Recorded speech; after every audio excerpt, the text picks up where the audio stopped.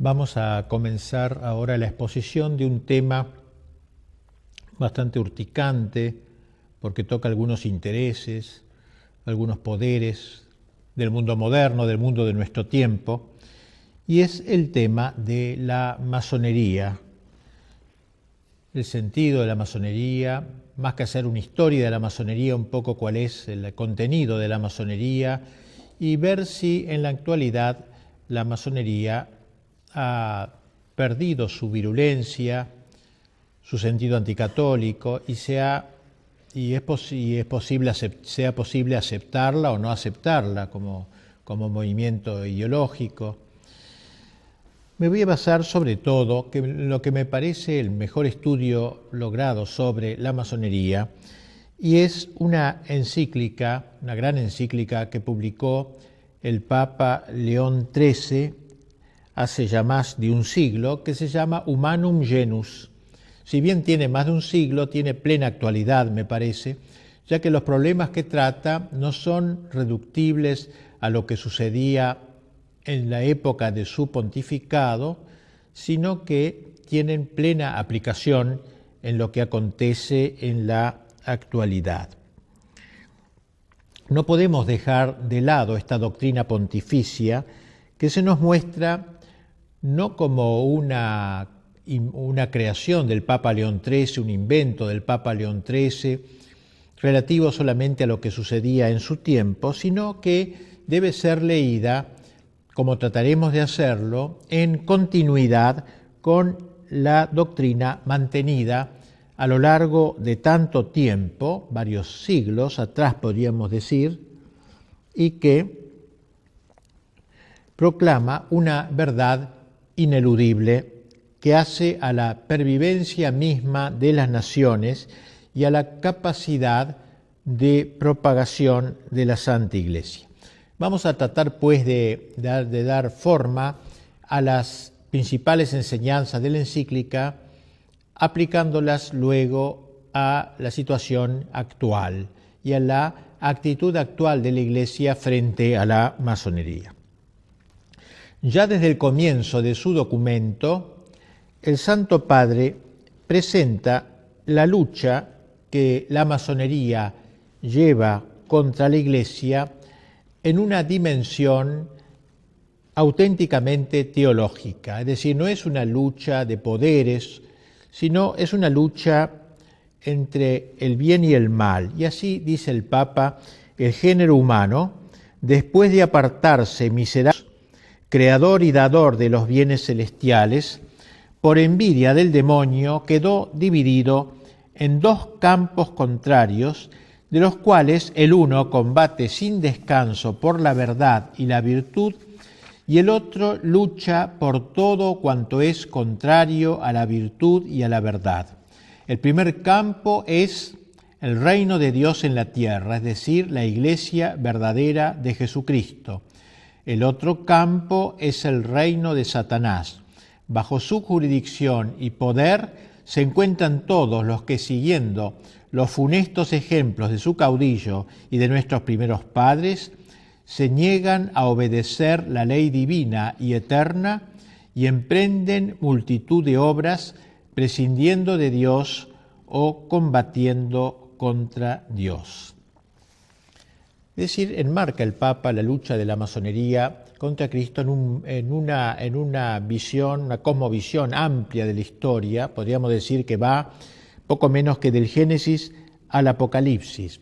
Y en ese sentido entronca su enseñanza con la doctrina de San Agustín, que expresó sobre todo en su gran obra de Civitate Dei, de la ciudad de Dios, donde habla de esta secular lucha que marca la historia, que da una explicación de la historia a la luz teológica, como si dijéramos que mira la historia desde los ojos de Dios, no desde los ojos miopes nuestros que ven con pocos alcances. En cambio, el Papa tiene esa visión, San Agustín tiene esa visión genérica y grande de la historia, donde presenta todo el acontecer histórico, el devenir histórico, como la expresión de una de un enfrentamiento de dos ciudades, la ciudad de Dios, que da el título a su libro de Civitate Dei, y la ciudad del mundo, que se manifiestan con leyes contrarias y aficiones contrarias, compendiándose con sutil brevedad sus respectivas causas eficientes en estas palabras del santo doctor y obispo de Hipona San Agustín. Dice, el texto central de Civitate Dei, dice San Agustín: dos amores edificaron dos ciudades. El amor de sí mismo hasta el desprecio de Dios edificó la ciudad terrena. El amor de Dios hasta el desprecio de sí mismo, la ciudad celestial. Es decir, dos amores que explican este enfrentamiento, el amor de Dios y el amor del hombre. El amor de Dios, considerado como el primado, al cual se ordena todo el resto de la creación, el hombre incluido, y el amor del hombre, con mayúscula, el hombre endiosado, autoendiosado, que se eleva, consintiendo en cierta manera a la tentación paradisíaca: seréis como dioses, que Satanás dirigió a nuestros primeros padres. Por eso decíamos que su visión abarca todo el tiempo que corre desde el Génesis hasta el Apocalipsis. Es natural que San Agustín, al presentarnos este gran proyecto, esta gran visión teológica con ojos divinos, ojos de águila, de toda la historia, sus análisis concretos no podían rebasar la época en que vivió. San Agustín murió en el siglo V y obviamente no pudo explicarnos lo que sucedería después de su muerte, y por eso desde el siglo V, hasta que va explicando desde el Génesis hasta el siglo V, hace un salto hasta el fin de los tiempos, hablando del juicio, del cielo, del infierno, de la gloria, pero claro, deja este bache inconcluso, estos siglos que separan el siglo V del fin de los tiempos, sin escribir. Obviamente él no podía saber lo que iba a pasar luego, pero sí nos ha dejado las claves de interpretación histórica. Gracias a esas claves podemos luego interpretar lo que ha ido sucediendo a lo largo de los siglos. Pero nos interesa ver cómo León XIII, al empezar su encíclica Humanum Genus sobre la masonería, la pone a la luz de esta gran visión agustiniana del enfrentamiento de las dos ciudades. Y así León XIII, luego de haber aludido a ello, añade lo siguiente, dice: durante todos los siglos han estado luchando entre sí con diversas armas y múltiples tácticas, aunque no siempre con el mismo ímpetu y ardor.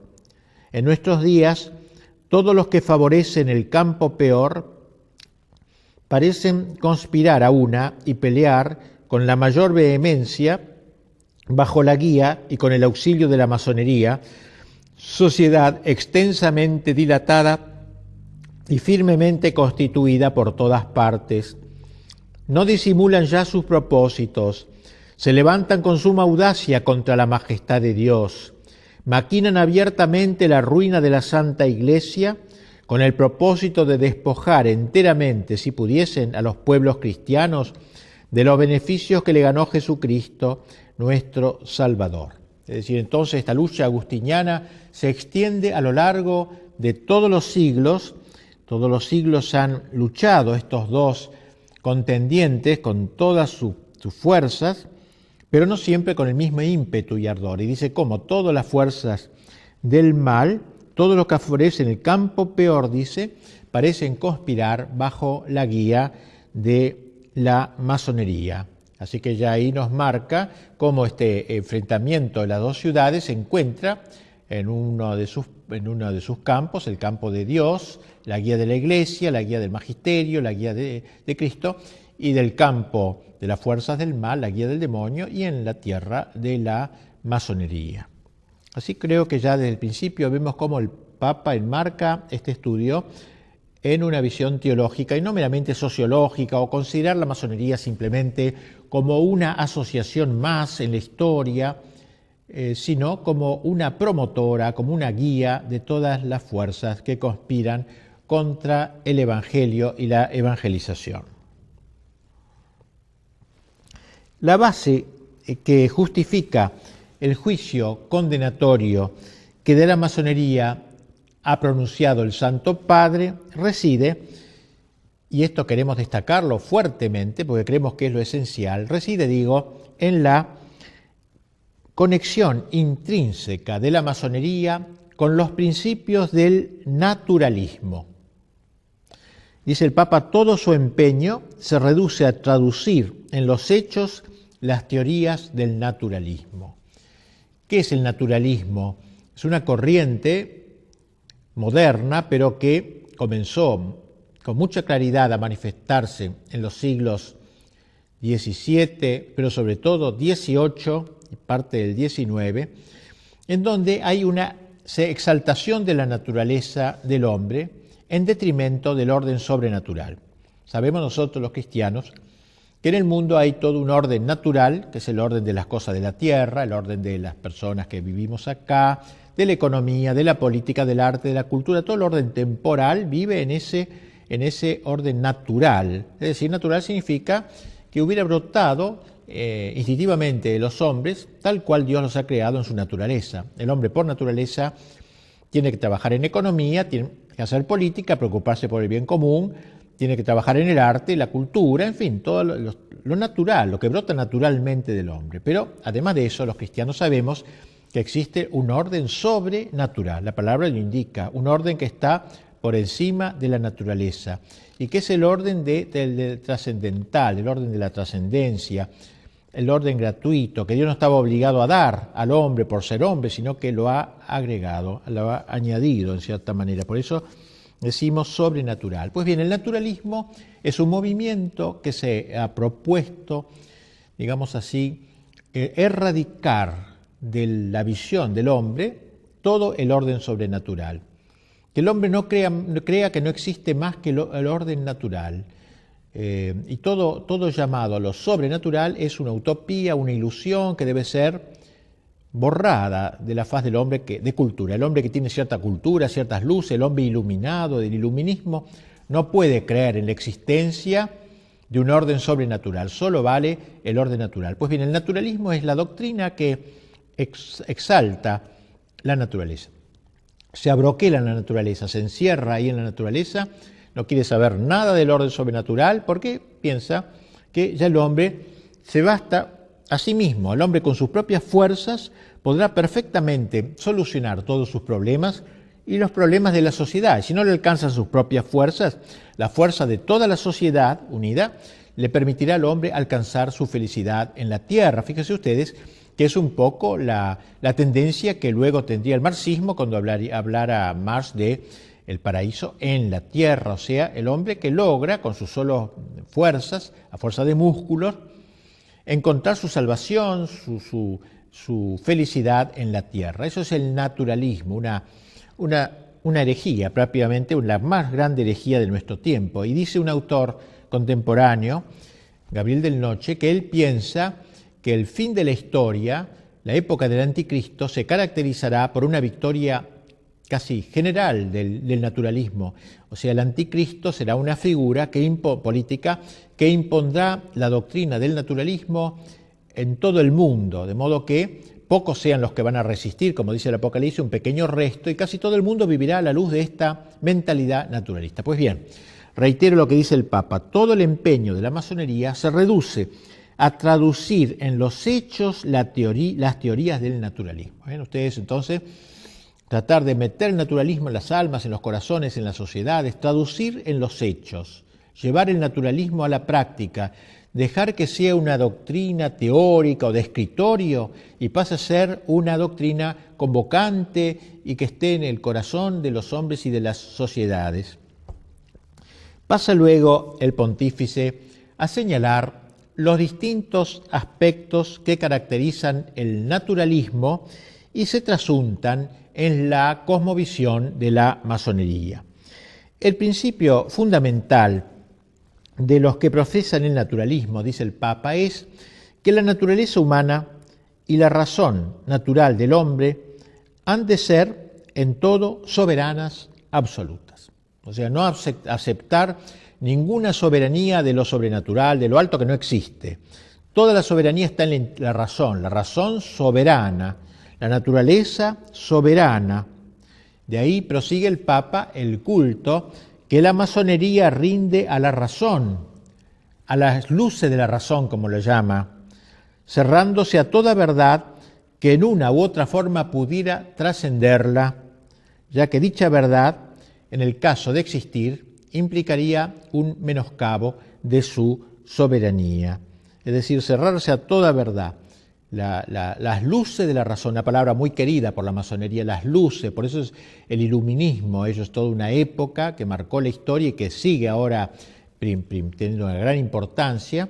Entonces la masonería rinde a la razón esa gloria, digamos así, y piensa que cualquier aceptación de una verdad que no venga de la razón, por ejemplo, que venga de la revelación, que venga de lo alto, va en menoscabo de la soberanía. Hay una soberanía, hay un señorío de la razón. La diosa razón, recuerden ustedes que en la Revolución Francesa fue exaltada, que incluso llegó hasta el extremo delirante, tragicómico, de poner en la Catedral de Notre Dame, la Catedral de París, sacar la imagen de la Virgen, Notre Dame, Nuestra Señora, sacarla y poner en su lugar a una prostituta como símbolo de esta razón, frente a la cual los allí presentes incensaban como si fuera una diosa, la diosa razón les llamaron. Decimos que es una expresión estúpida, aberrante, pero que sin embargo muestra esa intencionalidad, digamos así, de destronar lo sobrenatural y entronizar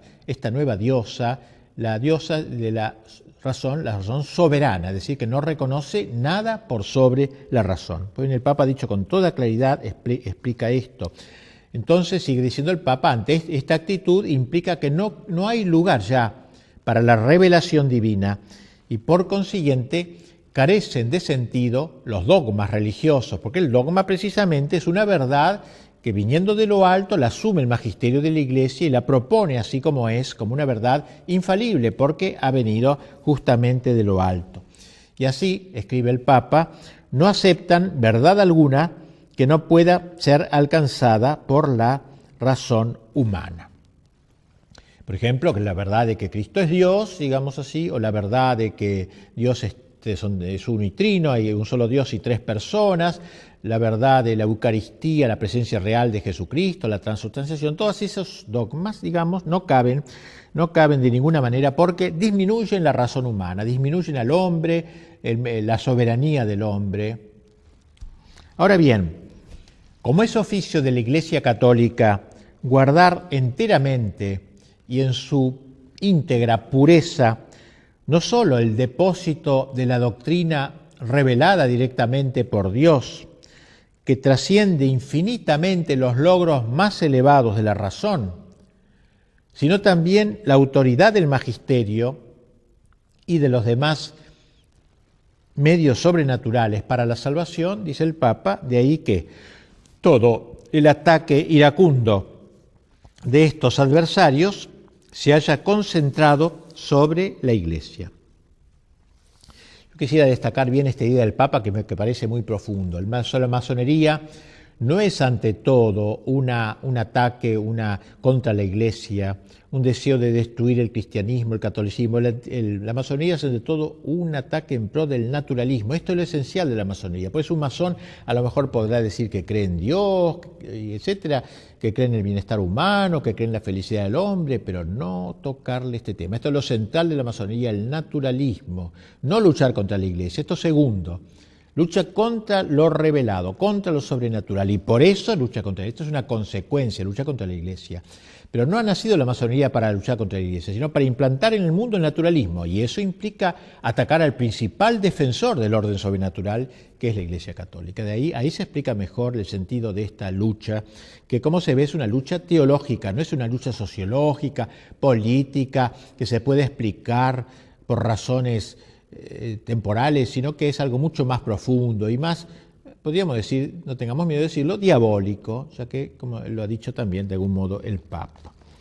Bien, afirma el Papa que eso es lo que los ha llevado a perseguir abiertamente a la Iglesia en varias naciones, oprimiendo al clero con leyes inicuas, suprimiendo o dispersando cuando tenían poder las órdenes religiosas y sobre todo atacando a la Santa Sede y al Romano Pontífice.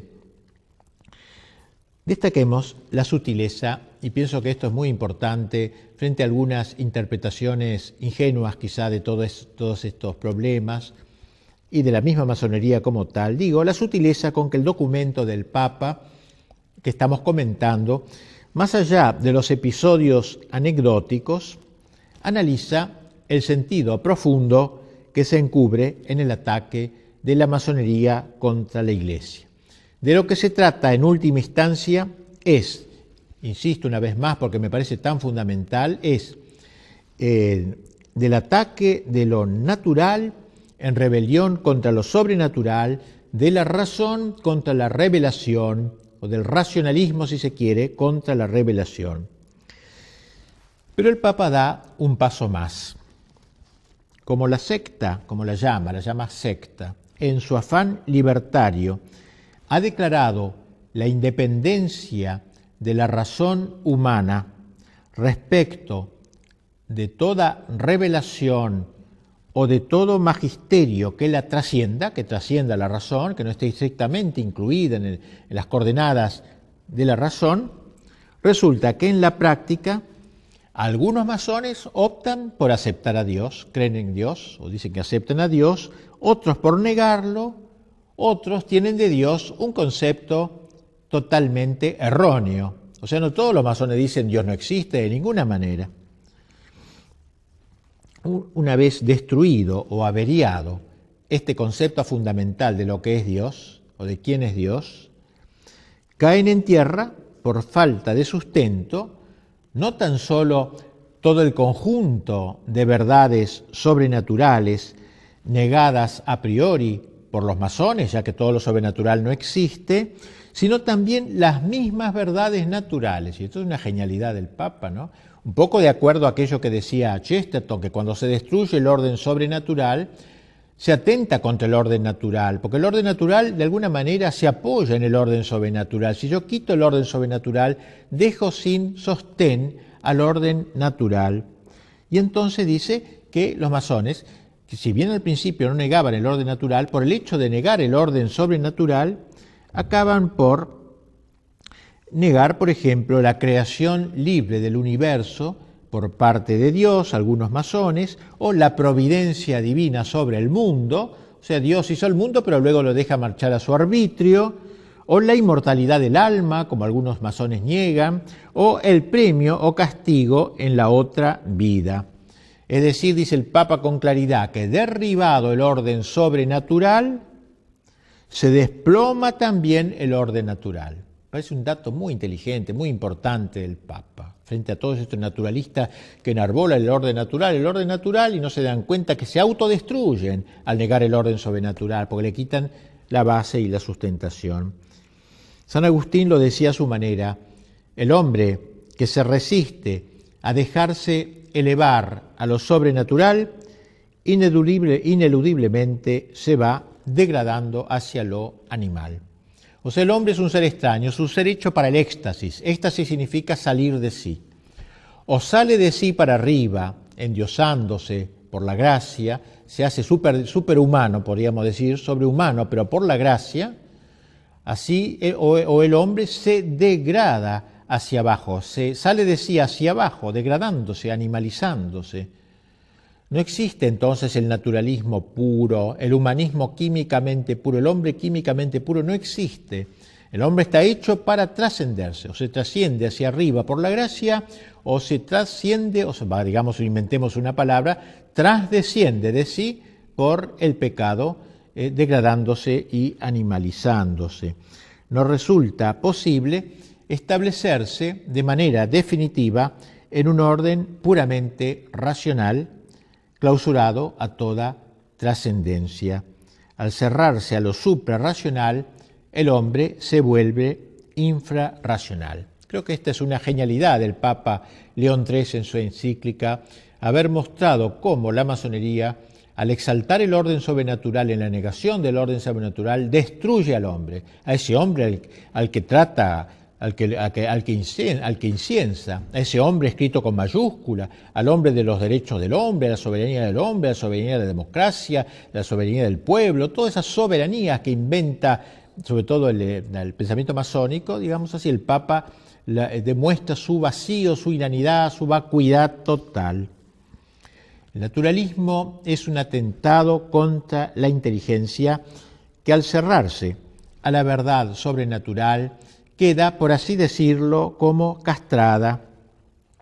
Y como la voluntad sigue a la inteligencia, también la voluntad se ve herida en su tendencia hacia el bien. O sea, no solamente queda herida la inteligencia del hombre, sino también su propia voluntad. Las tres fuentes o verdades de donde brotan toda moral y toda justicia son, según la enseñanza de León XIII, en primer lugar, un Dios creador y gobernador providente del mundo. En segundo lugar, una ley eterna que manda conservar el orden natural y prohíbe perturbarlo. Y finalmente, el fin último del hombre, más allá de todas las realidades humanas y de esta transeúnte, pasajera vida terrenal. Si se suprimen, dice el Papa, como suelen hacerlo el naturalismo y la masonería, la ciencia moral y el derecho quedan destituidos de todo fundamento y defensa. En efecto, dice el Papa, la única moral que reconoce la familia masónica es la llamada moral cívica, independiente y libre, es decir, una moral que excluye toda idea religiosa. Y aquí tenemos cómo aquella masonería que inicialmente se mostró prorreligiosa, creyendo quizás en Dios, etc., acaba diluyendo todo esto, diluyéndose plenamente en una secta, digamos, donde queda excluida toda idea religiosa. El rechazo de las verdades enseñadas por Dios, este iluminismo, este racionalismo, conduce necesariamente, según observa con sagacidad el Santo Padre, a la negación del pecado de nuestros primeros padres. O sea, a la idea de que la naturaleza del hombre nace dañada por el pecado de origen comunicado de padres a hijos y consiguientemente lleva a la negación de una naturaleza debilitada y proclive al pecado. Claro, si no hay pecado original, la naturaleza del hombre no ha sido tocada, no ha sido herida, averiada por el pecado, el hombre nace perfecto cuando nace. Poco la idea de Rousseau, el hombre naturalmente bueno, que lo hace malo es la sociedad. No hay ninguna cosa previa, no hay ningún pecado original, no hay nada con que haya nacido malo. Es bueno, de por sí, si lo dejaran, por ejemplo, en una selva, sería buenísimo el hombre. ¿Por qué se hace malo el hombre? Por la sociedad lo arruina. Bueno, esta un poco es la idea de Rousseau, ¿no? Hemos visto, por el contrario, hasta qué punto los masones exageran las fuerzas y la excelencia de la naturaleza humana, precisamente porque el hombre no tiene pecado de origen, exageran la fuerza de la justicia humana, poniendo en esta el único principio regulador de la justicia. Ni siquiera se les llega a ocurrir la necesidad de que hay que sofrenar los ímpetus de la naturaleza y sus pasiones desordenadas. O sea, si el hombre ha nacido sin pecado original, sin malos instintos, ¿por qué la necesidad de mortificar las pasiones? Dejemos libre curso a los ímpetus del hombre, a las tendencias del hombre. Dejémosles libre curso, porque son sanas, son buenas. De modo que no es necesario adquirir un señorío de sí, como dicen los cristianos, un dominio de sí, fruto de un combate, una lucha interior, un combate prolongado y una constancia muy grande. No existe lucha interior, sino que el hombre de por sí es naturalmente bueno. Se trataría de una nueva y sutil formulación del viejo pelagianismo. ¿Qué era esto? El pelagianismo era una vieja herejía llamada así por su fundador, un tal Pelagio, el cual él y sobre todo sus seguidores sostenían que el hombre podía salvarse con sus propias fuerzas. Es decir, que los cristianos decimos que para salvarnos necesitamos la ayuda de Dios, la ayuda de la gracia. Los pelagianos decían que no, que el hombre se podía salvar y autorredimirse, salvarse solo. Pues bien, podríamos decir que la masonería resucita la vieja idea pelagiana. El hombre, por las solas fuerzas de su voluntad, es capaz de adquirir la rectitud natural, no necesita de la ayuda de Dios. El hombre, a fuerza de músculo, dice, quiero ser bueno y punto, y es bueno y se terminó. Y así entonces, que esta rectitud natural, que para el masón es la única concebible, porque no hay rectitud sobrenatural, la única concebible, así como por la sola fuerza de su razón, puede alcanzar la plenitud de la verdad. O sea, la razón, como no está herida por el pecado, solamente y sin ayuda de revelación puede llegar a la verdad total. Y la voluntad, como tampoco está herida por el pecado, no necesita vencer a las pasiones, sino que ella sola puede llegar a conquistar la felicidad. ¿Ven ustedes a dónde llega el naturalismo, el racionalismo, el naturalismo, cuando se alcanzan sus últimas consecuencias? Sin embargo, como insinuábamos más arriba, una actitud semejante, negatoria de la gracia, en realidad acaba por desembocar no en el santón laico, ese masón honesto, naturalmente honesto, digamos así, honesto burgués, como se ha dicho a veces, que se esperaba, sino en un hombre abiertamente desenfrenado. O sea, en el fondo, si se le deja al hombre seguir los instintos, seguir sus ocurrencias intelectuales, no es, como el hombre no es naturalmente bueno, como dicen los masones, sino está tocado por el pecado, ¿no? Entonces acaba en el desenfreno total. Justamente, si no hay una lucha interior, si no hay una victoria interior sobre las pasiones, el hombre acaba en un caos, en una Babel interior.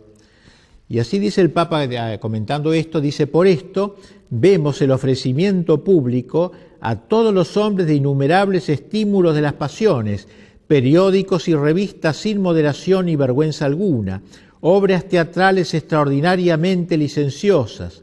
Al obrar así, proceden criminalmente, pero son consecuentes consigo mismos todos los que suprimen la esperanza de los bienes eternos y la reducen a los bienes caducos, hundiéndola en la tierra. Hunden su esperanza en la tierra. Linda la fórmula del Papa, ¿no? Hunden su esperanza en la tierra.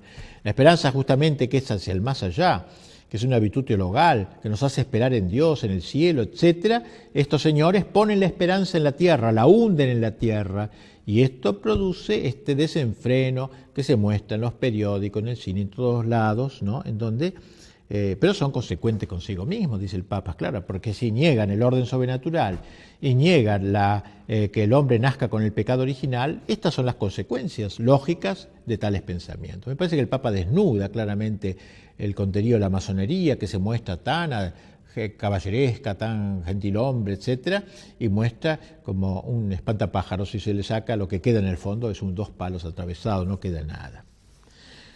El naturalismo doctrinal y moral que inspira todo el quehacer de la masonería tiene consecuencias asimismo en el orden social.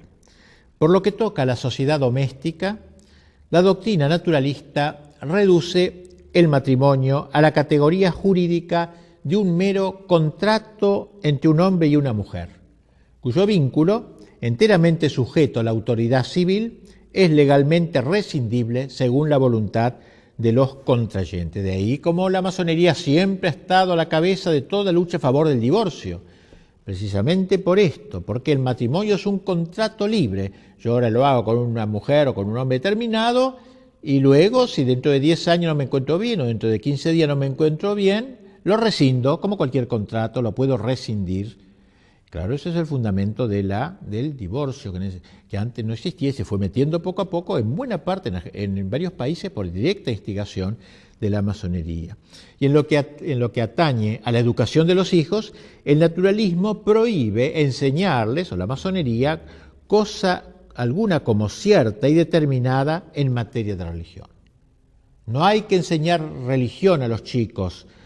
Cada cual, al llegar a la adolescencia, escogerá lo que prefiera. Y así escribe el Papa, los masones están de acuerdo con estos principios. No solamente están de acuerdo, sino que se empeñan hace ya tiempo por introducir estos principios en la moral de la vida diaria, lo que hemos dicho, o sea, meter el divorcio en las leyes, en la vida diaria, meter también, quitar la enseñanza religiosa en los colegios, la enseñanza laica, todas estas banderas que han ido sacando los masones por ejemplo en el siglo XIX, casi en un país tras otro, se veía una mentalidad, un grupo mundial que iba dirigiendo las campañas, en ese momento el aborto, la enseñanza laica. En confirmación de lo cual señala el Papa cómo algunos estados ya han introducido, dice el Papa, la ley del divorcio y otros están trabajando para ello. Esto hablaba él en 1880 y pico. Para el mejor logro de sus objetivos, la masonería intenta el monopolio en la educación de la juventud también. Con eso la va a formar en esta mentalidad, tratando de imposibilitar toda intervención de la Iglesia en dicho campo. O sea, la Iglesia que no se meta en los colegios, enseñanza laica.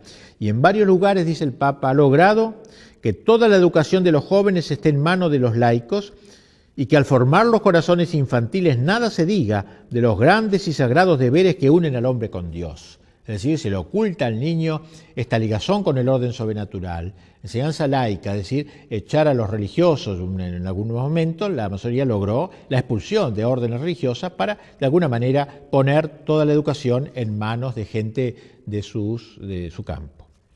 Y en cuanto a la sociedad política, sigue diciendo el Papa, la intervención de la masonería es también demasiado evidente, trabajando tenazmente por anular todo posible influjo del magisterio y de la autoridad de la Iglesia en el ser y el obrar de los estados. Con este fin, señala el Santo Padre, los masones organizan conferencias y suscitan movimientos de opinión en pro de la separación total de la Iglesia y del Estado, que fue también otro de los eslogans de la masonería. Antes estaba unida la Iglesia y el Estado, colaboraban, ya que tenían súbditos comunes, trataban de entenderse entre ellos para que el súbdito no estuviera en una situación de esquizofrenia, digamos, por un lado el Estado le manda una cosa, la Iglesia otra, etcétera.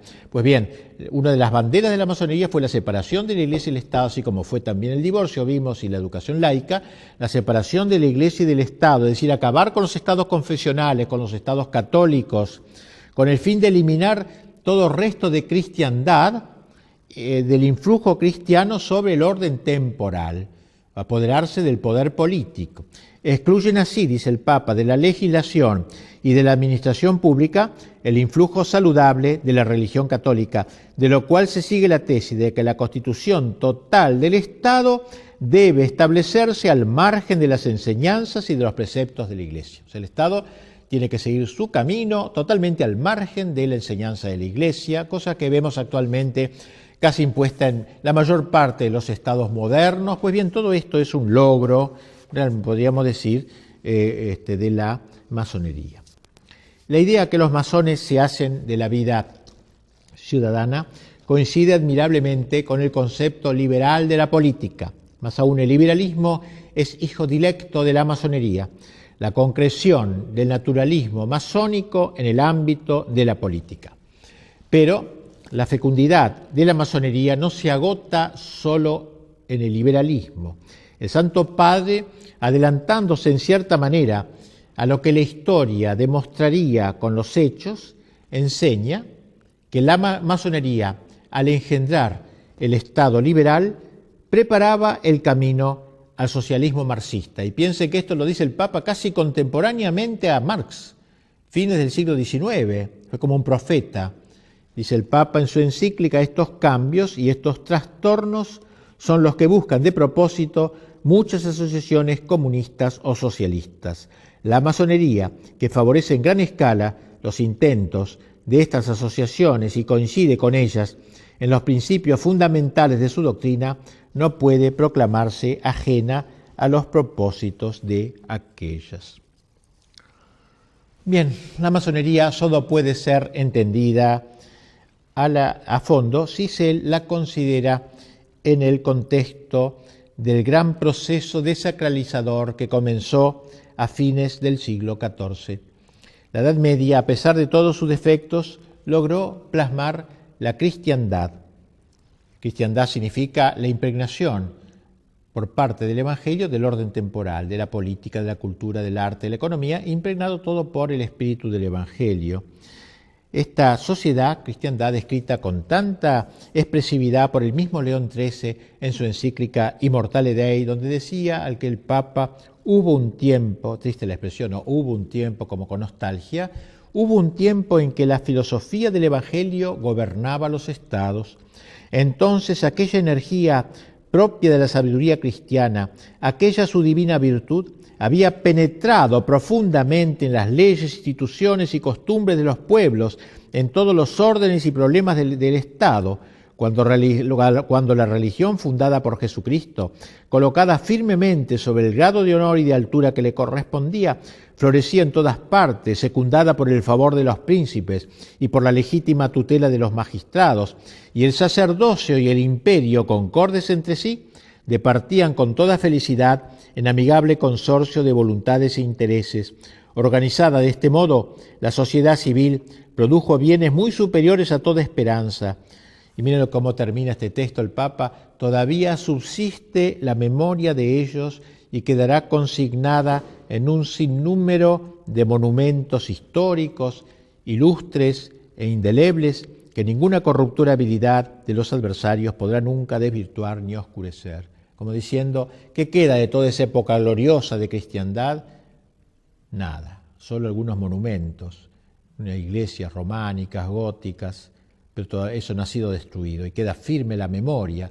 Por eso empezaba el Papa este texto: hubo un tiempo en que la filosofía del Evangelio gobernaba los estados. Lo dice con tristeza, porque en esa época de él ya la masonería había dado pasos fundamentales para la conquista del mundo, de la sociedad, del Estado sobre todo, para sus intentos.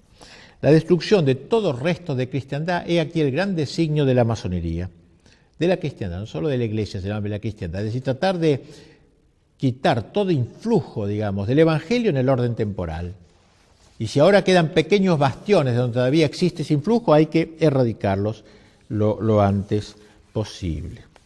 Pues bien, tal sería la enseñanza del Papa. Y tras exponer el programa de la masonería, el Papa señala los logros que ésta ha ido consiguiendo. Dice el Santo Padre: en el espacio de siglo y medio, la masonería ha alcanzado rápidamente un crecimiento superior a todo lo que se podía esperar, e infiltrándose de una manera audaz y dolosa en todos los órdenes del Estado, ha comenzado a tener tanto poder que casi parece haberse convertido en dueña de los estados.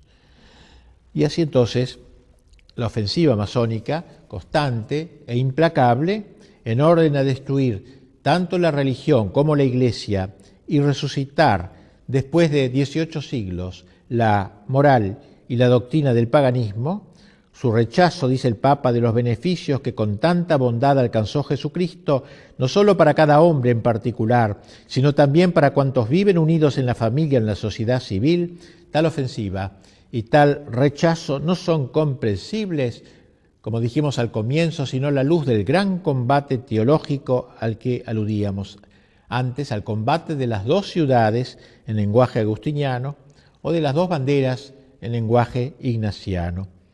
En este insensato y abominable propósito, dice fuerte, vigorosamente el Papa, parece revivir el implacable odio y sed de venganza en que Satanás arde contra Jesucristo. El Papa nos decía al principio de su encíclica que si bien esta prolongada lucha había tomado muy diversas formas en el curso de los siglos, en nuestros días todo lo que están en la ciudad perversa parecen conspirar a una y pelear con la mayor vehemencia bajo la guía y con el auxilio de la masonería. Bien, frente a esta ofensiva, a esta actitud ofensiva, nosotros tenemos que reaccionar, dice el Papa. Tenemos que enfrentarnos con un enemigo astuto y doloso. No es como otros enemigos más francos, como pudieron ser los bárbaros cuando invaden Europa o el Islam, sino que son tan metidos en la sociedad occidental, tan metidos dentro de la cristiandad, enemigo astuto, doloso, que halagando los oídos de los pueblos, dice el Papa, y de los gobernantes, se ha cautivado a los unos y a los otros con el cebo de la adulación y de las suaves palabras.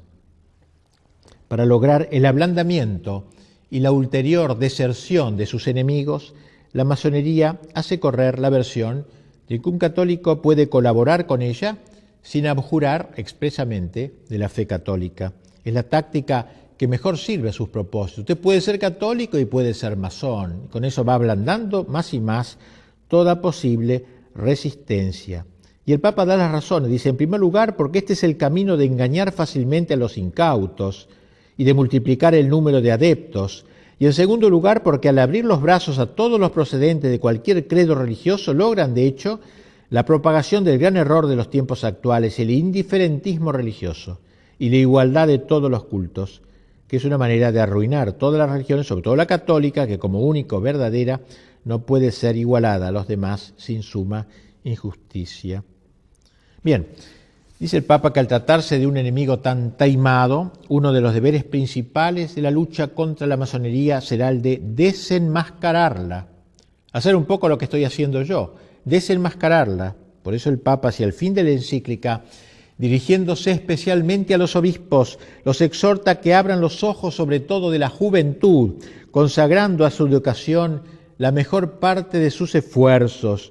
Nunca, dice, harán demasiado en orden a preservar a la adolescencia de las escuelas y maestros que puedan inculcarle el aliento malsano de las sectas. Habrá que incluir en la enseñanza de la doctrina la exposición y la perversidad de la masonería, de modo que todos puedan precaverse de las artimañas que suelen emplear para sus dañados propósitos. Termina el Papa elevando sus ojos a Nuestra Señora y a los santos. Tomemos como auxiliadora y mediadora a la Virgen María, Madre de Dios, dice, ella que venció a Satanás desde el momento de su concepción, despliegue su poder contra todas las sectas impías en que se ven revivir claramente la soberbia contumaz, la indómita perfidia y los astutos engaños del demonio. Pongamos por intercesores al príncipe de los ángeles, San Miguel, a San José, esposo de la Virgen Santísima, a los grandes apóstoles Pedro y Pablo, invictos defensores de la fe católica. Tales son, a grandes rasgos, las principales ideas del Papa León XIII sobre la masonería, sobre esta gran ofensiva masónica fundamental para entender lo que sucede en los últimos tiempos. Tras la lectura de esta encíclica del Papa, alguno podría preguntarse si ella no resulta arcaica. ¿No es algo propio de épocas pasadas, los del Papa? Las cosas de ahora son como fueron entonces. La Iglesia no es en nuestros días más condescendiente. La masonería no habrá cambiado y se habrá hecho potable. Pues bien, esto mismo se preguntó después del Concilio Vaticano II, la Conferencia Episcopal Alemana. Y así, entre los años 1970 y 1974 y 1980, tuvieron lugar, por su encargo y en unión con las grandes logias unificadas de Alemania, largas conversaciones entre la Iglesia Católica y la francmasonería de Alemania con el fin de verificar si la posición de la francmasonería se había modificado de modo tal que en adelante fuera posible aceptar la compatibilidad entre la pertenencia a la francmasonería y la pertenencia a la Iglesia. Así que un dato interesante para ver la actualidad de aquella encíclica un poco vieja del Papa. Y luego de un estudio serio de los 3 primeros grados del ritual francmasónico, ustedes saben que hay 33 grados. Los 3 primeros grados son los más inocuos, digamos, los más suaves, podríamos decir. La Iglesia encontró en estos 3 primeros grados oposiciones fundamentales e insuperables y publicó en 1981 un documento que concluye de la siguiente manera: la francmasonería no ha cambiado en su esencia. La pertenencia a la francmasonería pone en cuestión las bases de la existencia cristiana. El examen profundizado de los rituales masónicos y de las reflexiones fundamentales de la francmasonería, así como la concepción incambiada que la francmasonería tiene de sí misma, dejan en claro lo siguiente, 2 puntos, claramente aquí: la pertenencia a la Iglesia Católica y la pertenencia simultánea a la francmasonería son incompatibles. El párrafo citado es el que concluye un largo análisis que lo fundamenta, dando las razones de dicha incompatibilidad. No tenemos tiempo de hacerlo, pero estas razones abarcan, ante todo, el concepto de verdad que tiene la francmasonería, en realidad, ¿no? Un concepto completamente diverso al católico, el concepto de verdad. En segundo lugar, el concepto de religión que hay en la francmasonería, donde todas las religiones para los masones no son sino tentativas concurrentes para expresar la verdad de Dios, pero en realidad no puede haber ninguna religión verdadera, única verdadera. Y por eso la masonería impone a sus miembros, para evitar estos problemas, discutir sobre el tema religioso. Dicen los obispos alemanes, el concepto de religión, donde todos los hombres están de acuerdo, implica una concepción relativista de la religión que no es compatible con la convicción fundamental del cristianismo. O sea, para la masonería todas las religiones están de acuerdo, hagamos un conjunto, un cóctel de religiones o una cosa por el estilo. También el concepto de Dios diverge en la francmasonería con la Iglesia. En los rituales masónicos, el concepto del gran arquitecto del universo, como lo llaman a Dios, ocupa un lugar central y no es una cuestión solamente de nombre.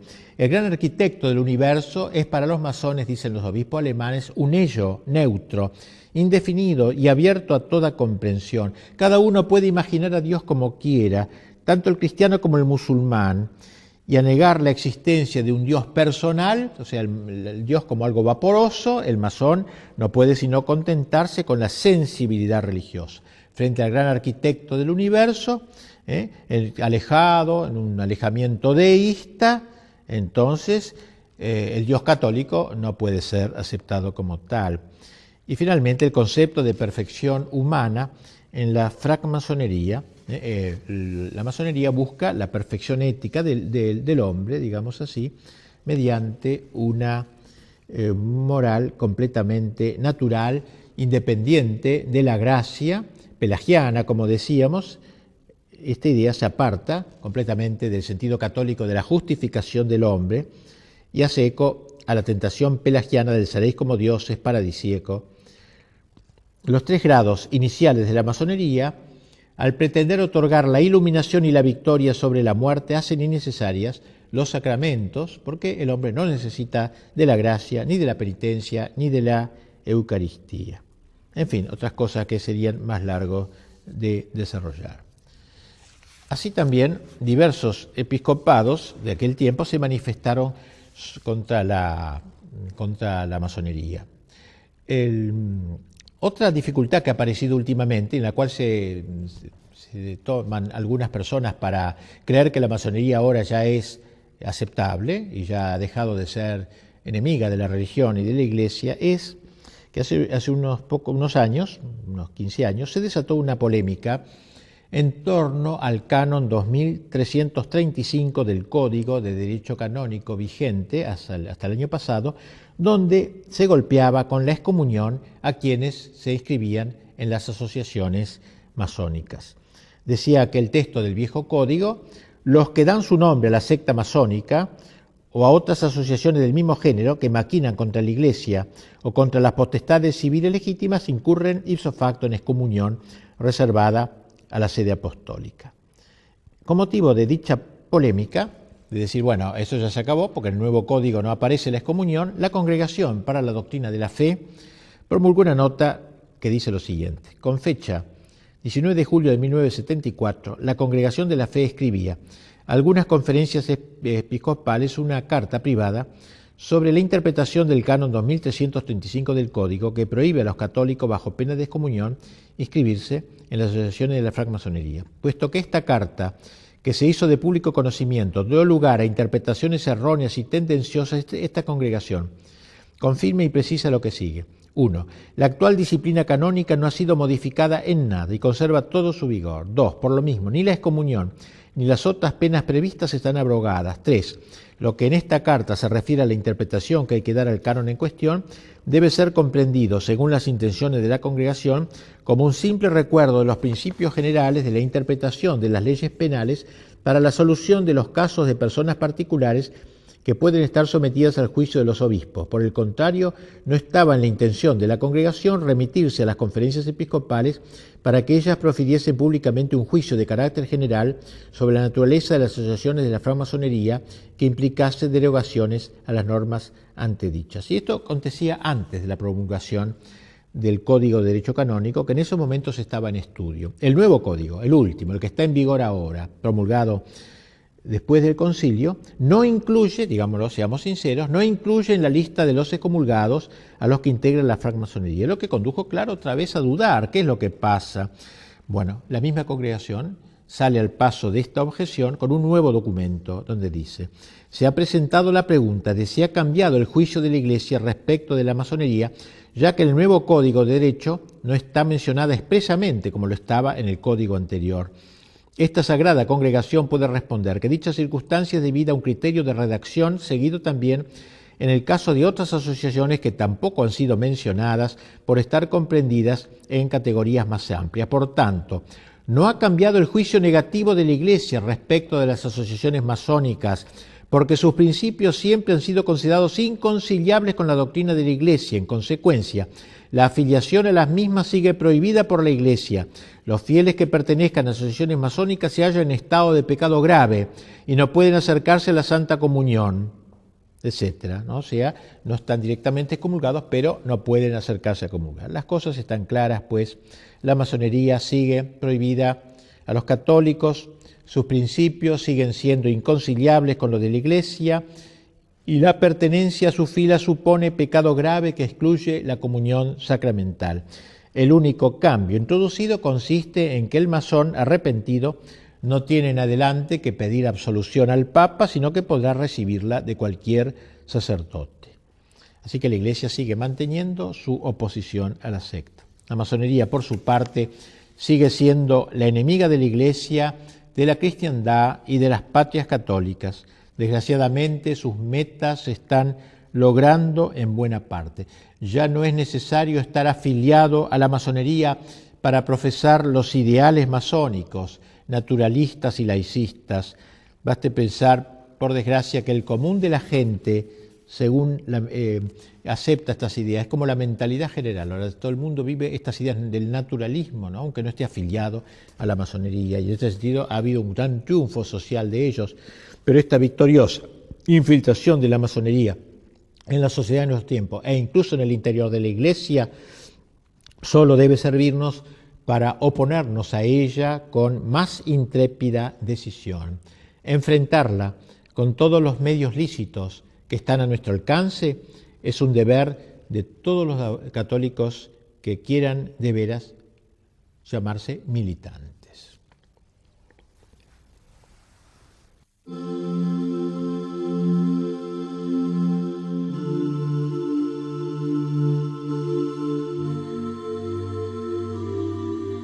Ojos divinos, ojos de águila, de toda la historia, sus análisis concretos no podían rebasar la época en que vivió.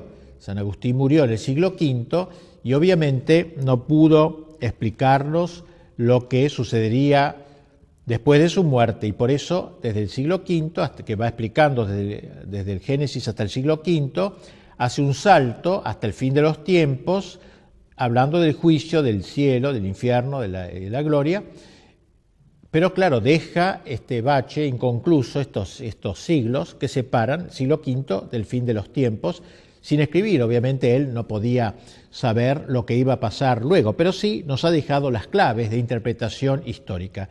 Gracias a esas claves podemos luego interpretar lo que ha ido sucediendo a lo largo de los siglos. Pero nos interesa ver cómo León XIII, al empezar su encíclica Humanum Genus sobre la masonería, la pone a la luz de esta gran visión agustiniana del enfrentamiento de las dos ciudades. Y así León XIII, luego de haber aludido a ello, añade lo siguiente, dice: durante todos los siglos han estado luchando entre sí con diversas armas y múltiples tácticas, aunque no siempre con el mismo ímpetu y ardor. En nuestros días, todos los que favorecen el campo peor parecen conspirar a una y pelear con la mayor vehemencia bajo la guía y con el auxilio de la masonería, sociedad extensamente dilatada y firmemente constituida por todas partes. No disimulan ya sus propósitos, se levantan con suma audacia contra la majestad de Dios, maquinan abiertamente la ruina de la Santa Iglesia, con el propósito de despojar enteramente, si pudiesen, a los pueblos cristianos de los beneficios que le ganó Jesucristo, nuestro Salvador. Es decir, entonces esta lucha agustiniana se extiende a lo largo de todos los siglos han luchado estos dos contendientes con todas sus fuerzas, pero no siempre con el mismo ímpetu y ardor. Y dice, como todas las fuerzas del mal, todo lo que favorece en el campo peor, dice, parecen conspirar bajo la guía de la masonería. Así que ya ahí nos marca cómo este enfrentamiento de las dos ciudades se encuentra en uno de sus campos, el campo de Dios, la guía de la Iglesia, la guía del Magisterio, la guía de Cristo, y del campo de las fuerzas del mal, la guía del demonio, y en la tierra de la masonería.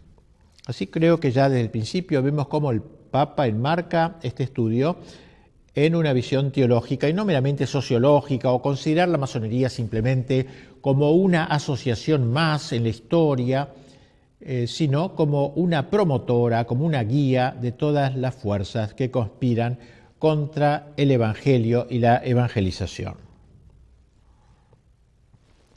La base que justifica el juicio condenatorio que de la masonería ha pronunciado el Santo Padre reside, y esto queremos destacarlo fuertemente porque creemos que es lo esencial, reside, en la conexión intrínseca de la masonería con los principios del naturalismo. Dice el Papa, todo su empeño se reduce a traducir en los hechos las teorías del naturalismo. ¿Qué es el naturalismo? Es una corriente moderna, pero que comenzó con mucha claridad a manifestarse en los siglos XVII, pero sobre todo XVIII y parte del XIX, en donde hay una exaltación de la naturaleza del hombre en detrimento del orden sobrenatural. Sabemos nosotros los cristianos que en el mundo hay todo un orden natural, que es el orden de las cosas de la tierra, el orden de las personas que vivimos acá, de la economía, de la política, del arte, de la cultura. Todo el orden temporal vive en ese orden natural. Es decir, natural significa que hubiera brotado, que hace a la pervivencia misma de las naciones y a la capacidad de propagación de la Santa Iglesia. Vamos a tratar pues de dar forma a las principales enseñanzas de la encíclica, aplicándolas luego a la situación actual y a la actitud actual de la Iglesia frente a la masonería. Ya desde el comienzo de su documento, el Santo Padre presenta la lucha que la masonería lleva contra la Iglesia en una dimensión auténticamente teológica. Es decir, no es una lucha de poderes, sino es una lucha entre el bien y el mal. Y así dice el Papa, el género humano, después de apartarse miserable, creador y dador de los bienes celestiales, por envidia del demonio quedó dividido en dos campos contrarios, de los cuales el uno combate sin descanso por la verdad y la virtud, y el otro lucha por todo cuanto es contrario a la virtud y a la verdad. El primer campo es el reino de Dios en la tierra, es decir, la Iglesia verdadera de Jesucristo. El otro campo es el reino de Satanás. Bajo su jurisdicción y poder se encuentran todos los que, siguiendo los funestos ejemplos de su caudillo y de nuestros primeros padres, se niegan a obedecer la ley divina y eterna y emprenden multitud de obras prescindiendo de Dios o combatiendo contra Dios. Es decir, enmarca el Papa la lucha de la masonería contra Cristo en una visión, una cosmovisión amplia de la historia. Podríamos decir que va poco menos que del Génesis al Apocalipsis. Y en ese sentido entronca su enseñanza con la doctrina de San Agustín, que expresó sobre todo en su gran obra de Civitate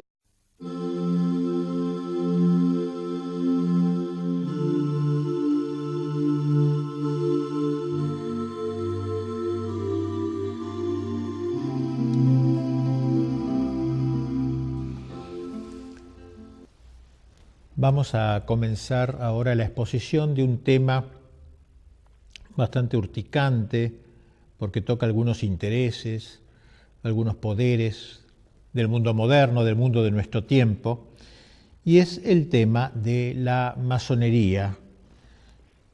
El sentido de la masonería, más que hacer una historia de la masonería, un poco cuál es el contenido de la masonería y ver si en la actualidad la masonería ha perdido su virulencia, su sentido anticatólico y sea posible aceptarla o no aceptarla como movimiento ideológico.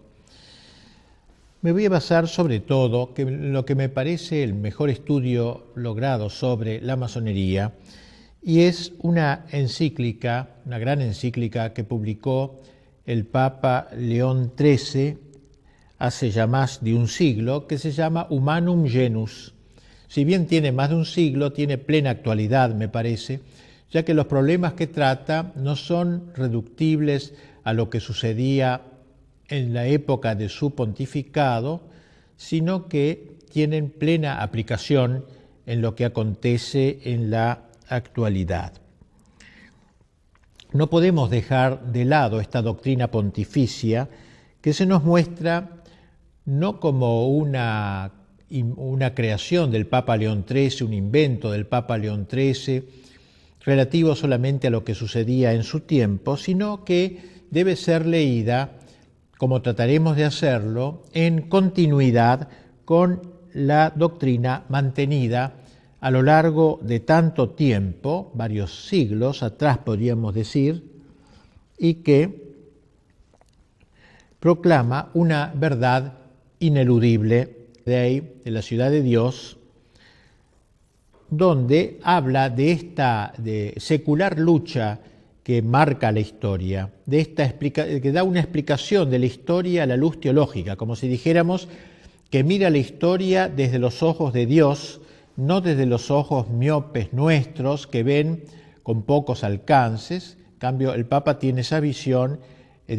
San Agustín tiene esa visión genérica y grande de la historia, donde presenta todo el acontecer histórico, el devenir histórico, como la expresión de un enfrentamiento de dos ciudades, la ciudad de Dios, que da el título a su libro de Civitate Dei, y la ciudad del mundo, que se manifiestan con leyes contrarias y aficiones contrarias, compendiándose con sutil brevedad sus respectivas causas eficientes en estas palabras del santo doctor y obispo de Hipona, San Agustín. Dice, el texto central de Civitate Dei, dice San Agustín: dos amores edificaron dos ciudades.